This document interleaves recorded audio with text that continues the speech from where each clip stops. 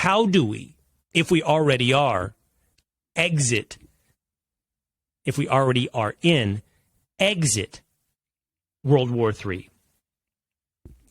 A French intellectual, speaking to a magazine entitled Le Figaro, close, named Emmanuel Todd, gave the following very concerning quotes to that newspaper.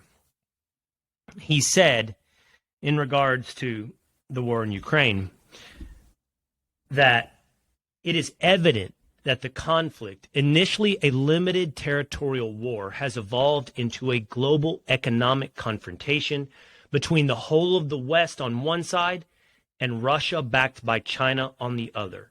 It has become a world war. To this extent, I think Emmanuel Todd, the French intellectual, is simply doing something which is increasingly rare but should be very easy, describing reality. He is saying what started as a limited territorial war is a global economic confrontation. On one side, the West. On the other, Russia, backed by China. That is all an accurate description of reality, as is the statement, it has become a world war. We have talked at times as we approach the one-year anniversary of the war in Ukraine about the history of Eastern Europe. We have talked about the history of global warfare, that more often than not, kinetic war, bombs and bullets, is preceded by economic warfare, tariffs and energy. The Japanese realized that they would have to invade Pearl Harbor and go on the offense against the United States of America, at that point a non-entrant into World War II, when the U.S. placed tariffs on oil and gas imports into Japan. They could no longer get the energy the oil and gas needed. At that point, the writing was on the wall for Japan. We are already existentially threatened. We must now revert to kinetic war. They deprive us of energy. We greet them with bombs and bullets. When Hitler decided during World War II to take the offensive against Russia, to invade Eastern Europe, in part to back off or initiate an inevitable war he saw with the Soviet Union, and in part to clear out what he considered to be living space for Germans in Eastern Europe, before he went on the offensive and launched Operation Barbarossa in Eastern Europe, he first invaded the Balkan countries, Romania, because they were home to oil and gas, because he needed energy. This is the story of global war. It starts with economics. It ends with bombs. Right now, Todd, the French intellectual, is describing what we're experiencing in reality as a global economic confrontation. It is that, at the very least. The United States and the West are participants in the war in Ukraine. If by nothing else, then by proxy. We are certainly guiding, to some extent, Ukrainian policy, Ukrainian decision-making, Ukrainian war-making. We are delivering tanks. We're delivering drones. We're delivering guns. We're delivering ammunition. We're delivering intelligence. Last week we talked about the report by Seymour Hersh that a deep state source had revealed to him very intricate details about the U.S.'s, in league with Germany, Denmark, and Norway, the U.S.'s efforts, successful efforts, to bomb and destroy the Nord Stream 2 pipeline and Nord Stream 1 pipeline, delivering natural gas from Russia to Europe. Oh, the United States, the West is most definitely participating in a war in Eastern Europe. And it would be charitable, it would be generous to limit the description of reality of our involvement in the Ukrainian war to economic. Still, the lesson of history remains. If it were only economic, it almost inevitably leads to kinetic war. Todd accurately says that on the other side of the equation, Russia and China have partnered on an economic basis, at the very least, to stand against the West. And with that, not only do you have the beginnings of World War III, you have what seems like an inevitable march towards nuclear holocaust. I'm not sitting here today to say that in order to employ hyperbole or make myself more interesting or to get you to click. I'm saying that because it's hard to avoid the logical path. Manuel Todd went on to say the following. The U.S. has no exit strategy. America, quote, cannot withdraw from the conflict. They cannot let go. Brings up an interesting question. What is our exit strategy for our involvement in Ukraine? What's the end? Describe it. This is why you inevitably march down, just like we knew a year ago, and we still know today. This is why you inevitably march down the path toward nuclear holocaust. Describe the exit strategy. It clearly isn't peace talks. It clearly isn't compromise. Reports are the United States squashed some months ago, some half a year ago, potential peace talks between Russia and Ukraine. If you ask someone who wears a Ukrainian flag lapel, button, pin, or if you ask someone who flies the Ukrainian flag outside their home, you'll find it. It's sitting there right past the trans flag. It's right next to the sign that says, "In this house, love is love, and Black Lives Matter." You can find the home. You know what I'm talking about. You know the flag. When you see someone with that flag, if you ask them what is our exit strategy, odds are the answer you will get is something akin to William Wallace in Braveheart. Remember in Braveheart, when they march out onto the battlefield and the English nobles meet the Scottish lords and they begin to do what they've always done in conflict, they begin to compromise, and out rides William Wallace, face painted in blue, menacing them, riding his horse around the outsides. It's an awesome scene. It's one where we embrace our inner rebel. It's one where we see us as Americans in the freedom fight of the Scottish. But it's also one that seems to be the Ukrainian flag lapel pin version of diplomacy. Because William Wallace says to the English lords, and I can't do a Scottish accent, here are our terms. March back to England. Stop at every village and every town. Stop at every home and apologize for 500 years of oppression. Take every wife, every mother, get on your knees and beg and plead for forgiveness along the way. And the English lords begin to laugh, and he says, I'm not done. And before we leave this battlefield, I want each of you, English lords, to get on your knees and kiss my ass. At that point, everyone understood exactly the terms. War. If you ask the Ukrainian flag lapel pin crowd, if you ask the Ukrainian flag on the door crowd, what is our exit strategy? Their answer will inevitably be every Russian troop backed out of Ukraine and regime change in Russia. The ousting of Vladimir Putin. If that's the case, our exit strategy is total war. If that's the case, our exit strategy is nuclear holocaust. And I'm not talking about battlefield tactical nukes. I'm talking about the big dogs. If you push anyone into an existential crisis, they will force you into an existential crisis.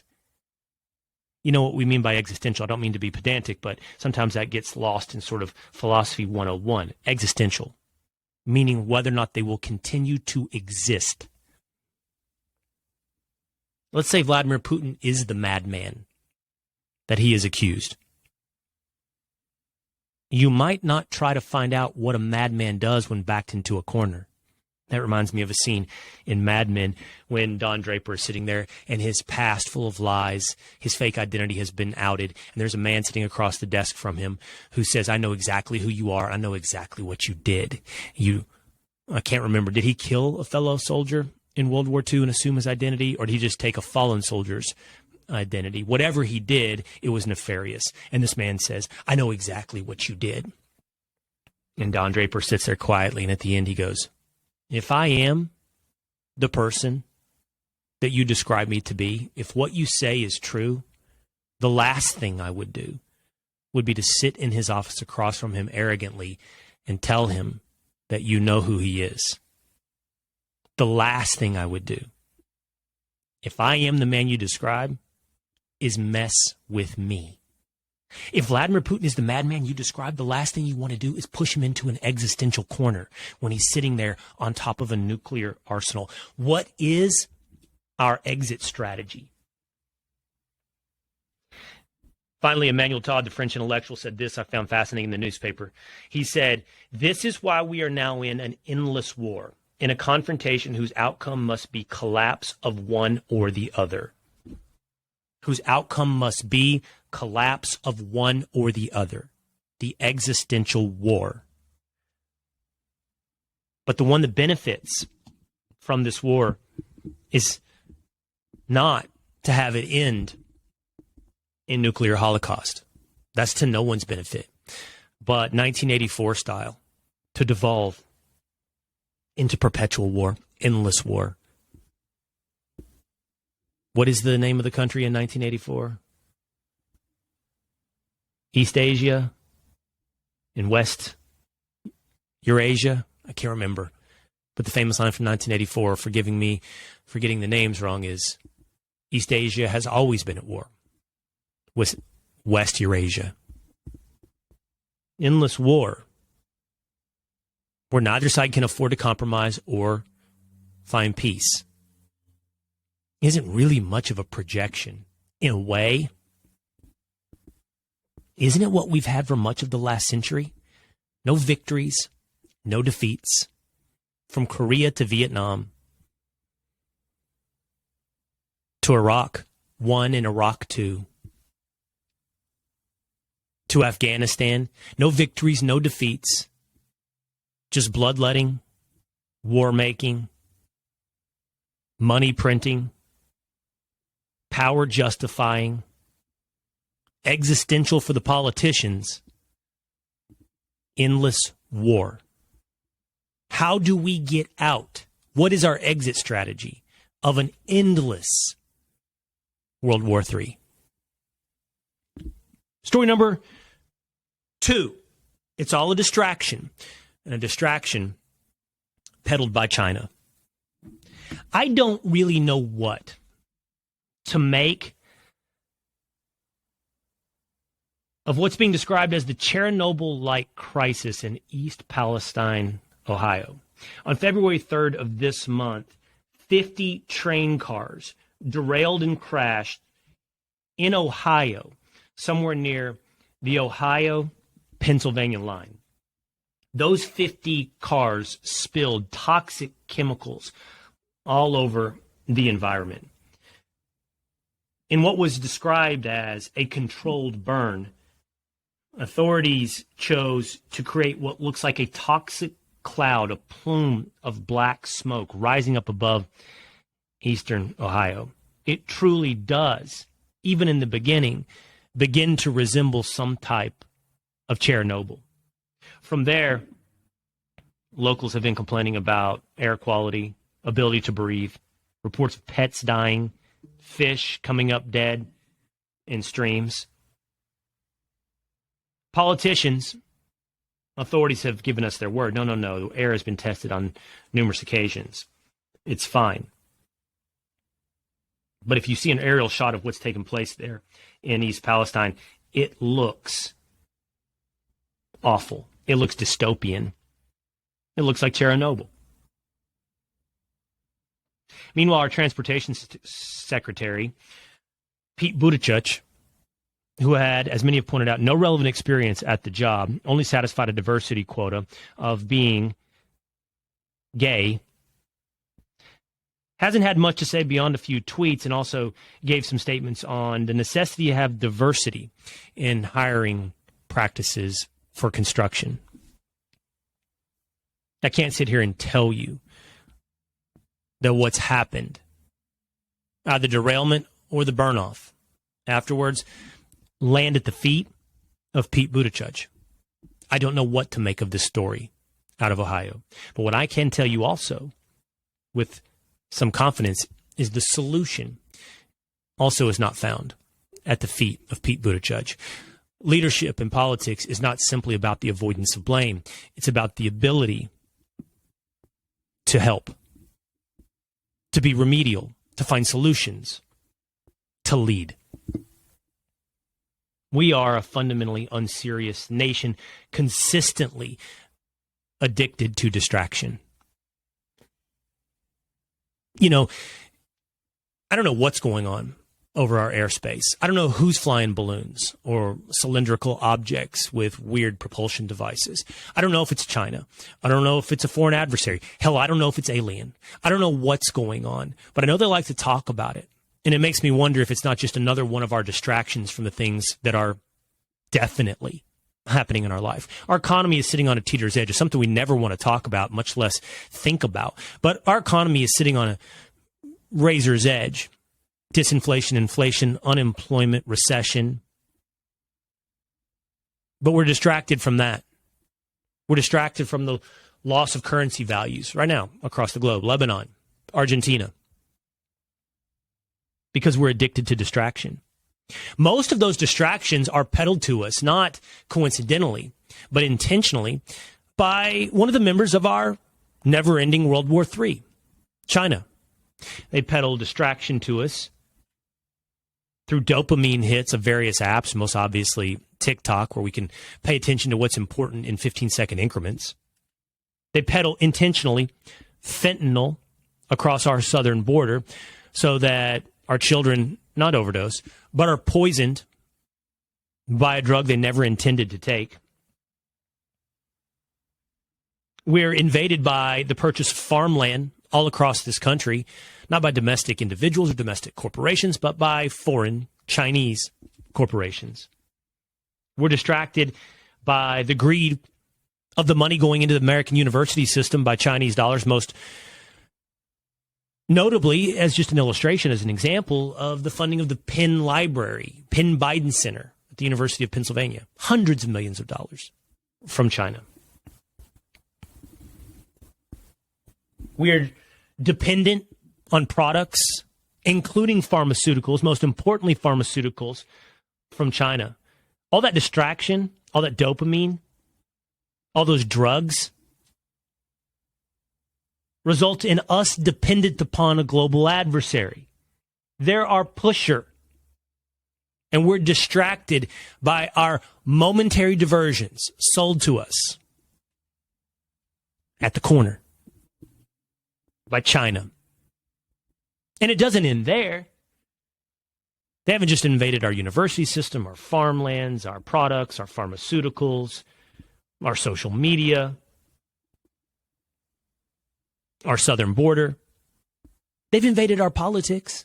We can talk to a blue in our face, and we will, about uncovering the truths of corruption when it comes to, just to start, the Bidens in China. But maybe for right now, what would be best to point out, and I'd love to do a deep dive on this. Ask yourself this question. Let's do a quick thought experiment. Do you think that China is playing an active role in corrupting foreign governments, say, in Africa? Do you think they're bribing local politicians for mining rights, for precious metals, for anything needed to make computers, technology, weaponry? What about in the Middle East? Do you think China is attempting to exert influence through the power of their economy with countries in South America? Venezuela? Brazil? Look, this one doesn't require projection. We know the answer to all of that is yes. And we should do that deep dive. And then comes the obvious question. And they wouldn't in the United States? We're somehow not susceptible to greed? We're not susceptible to influence peddling? Our politicians are too pure? Our castle too strong? If it is happening in Africa, it is happening in Brazil, it is happening in Venezuela, it is happening in the Middle East, why wouldn't it be happening in the United States? China has made us dependent upon their economy, their distraction, their drugs, their infiltration, their influence. And it's reflective of everything in our society, where we've been fundamentally unserious, distracted by our momentary greed, while real issues and real problems surface. Oh, we're addicted to staring in the mirror and looking back into our history and saying whether or not the United States is perfect. On Monday's episode of the Will Cain Podcast, you and I, we talked about the Black National Anthem. I shared some of that video on my social media, Twitter. Yeah, it went viral. Of course it did. Of course they were going to call me racist. I knew it when I was saying it, right? But we're going to sit here and we're going to talk about Sam Smith and the devil costume. We're going to sit here and we're going to talk about the Black National Anthem and pretend like we're not decaying through the distraction of China. We're going to talk about balloons, and we're not going to pay attention to the unserious leadership in our country that pretends that a global thermostat is available to us if we just stop using oil and gas. Meanwhile, oversee the worst ecological disaster in America. Three River nuclear incident. What is the... Compare this. And by the way, why is anyone covering it? Like, where is this on CNN.com? Where is this at the New York Times? Where is this at the Washington Post? Say they care about the environment. Say they care about the climate and oversee Chernobyl in Ohio. Hey, scroll another video. Quit asking questions. 15 more seconds of dopamine. Here's some drugs will make you feel better. Want to sell your family business, your family farmland? We got just the buyer. Let's focus on things far away.